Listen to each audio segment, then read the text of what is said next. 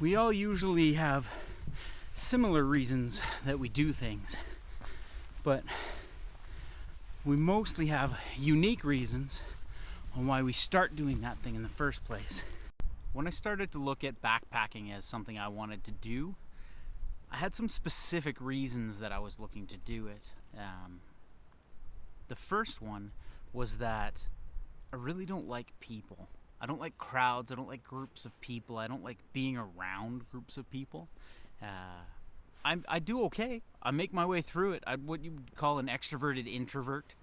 And I can fake it for quite a while, but eventually I start to wear down and my energy level just gets so low that I need to get away and I need to spend some time recharging on my own. So I wanted to get away from people.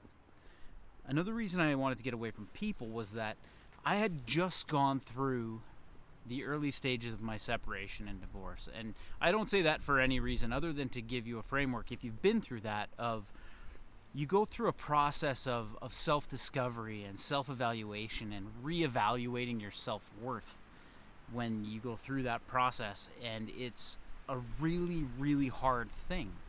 And I think backpacking for me gave me the opportunity to evaluate that time on my own and spend that time away from everybody, away from any judgment, whether it was perceived or otherwise, that I could really spend discovering who I was and who I wanted to be and how to remake myself coming out of that, and how to shape the identity that I wanted to make.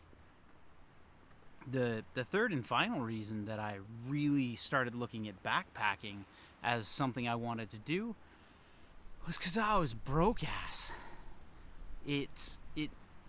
Backpacking is something that once you make the initial investment of whatever gear you're going to use, at least in Alberta and in most of Western Canada, you can do for pretty low cost.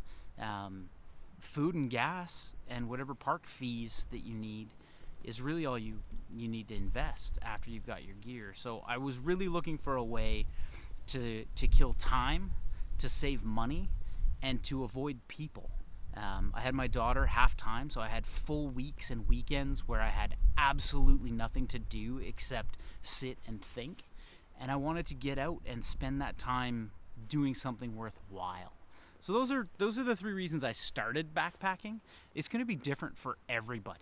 You have your own reason for whether you're just thinking about starting or whether you are already doing it, or whether you've been backpacking your whole life. You have your own reasons that you started. Let me know what those are, because I'm always interested to hear other people's stories.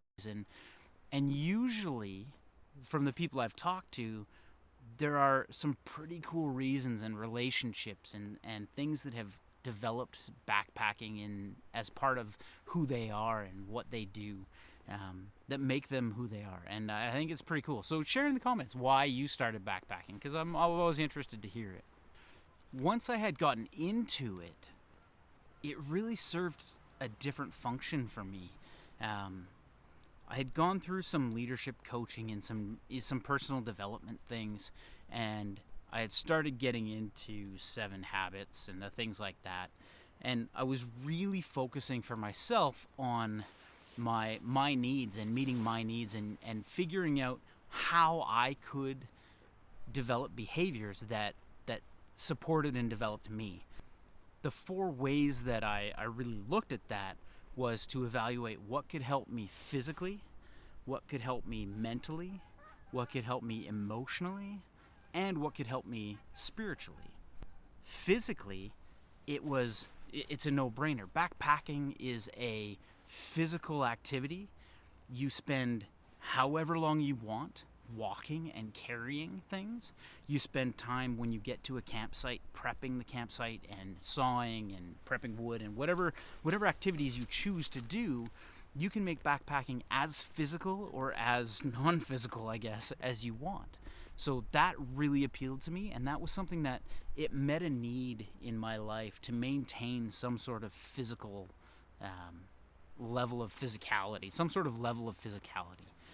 It allowed me to maintain that and keep myself in some shape. Not in great shape, because backpacking's not like extreme cardio, but it at least kept me moving.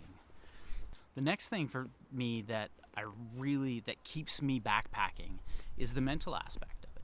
The trip planning and the decision and the routes and the selection of gear and the mental aspect of preparing yourself to conquer a thing you've decided to conquer. I think there's a lot that we take for granted in our life that we don't have to think about, and backpacking, for me anyway, is something that allows me to focus on really specific things that I can accomplish, and I can plan and I can do the things I need to do to make sure I stay safe and responsible and learn and all those things. I think one of the aspects of backpacking mentally that we overlook is you're forced to make decisions while you're backpacking on a continual basis. Are you currently on your route? Are you off your trail? Are you lost? Are you, timing wise, are you on your way to where you're supposed to be? Are you getting to where you're supposed to be? Did you forget something? Do you need to adjust your plans? Do you need to adjust your gear? Do you have something that you need to improvise in your plan or in your gear or in your food? Or what do you need to adjust based on what has happened since you made your plan? I think there's an extreme mental aspect to backpacking that we don't even think about, and I think that continual problem solving is incredibly helpful for anyone who does it. The third aspect for me is the emotional side of backpacking, and that plays out in two ways. Being an introvert with, and we'll get personal here, my love language is quality time. But being an introvert who likes to spend quality time with close friends, backpacking allows me to do that. I can go on a trip on my own and completely avoid every other human being for days. I can spend all that time just in silence. I can spend it singing. I can spend it telling jokes to myself. I can spend it drawing. I can spend it reading. I can spend it walking. I can spend it lying in the grass looking at the clouds. I can spend all that time by myself and on myself. And I think that's pretty powerful. The second thing that emotionally backpacking does for me is it's allowed me to connect through quality time in a much deeper way with the people I want to connect with.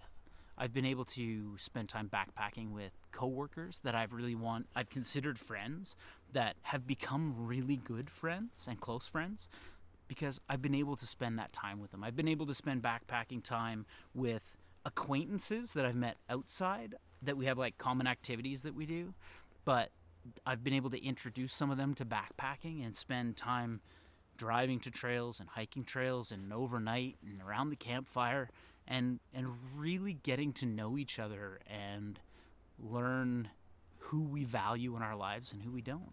I've been able to spend time with my new wife, with my wife, and go on backpacking trips, and it's just time that I can spend with the people I love and really invest in those relationships. It's been incredible. It's also allowed me to meet new people, right? I've been able to reconnect with family through backpacking. I've been able to meet new people through YouTube and backpacking and connect with people I never would have been able to connect with just because I've been backpacking. The fourth thing for me is spiritual. You might not be a spiritual person. You might not be a religious person, quote unquote, religious person. I find a real connection with a creator when I spend time in creation. I spend a lot of time talking to myself and to God, or whatever you call it. And for me, it's a real connection that I need to maintain in my life. I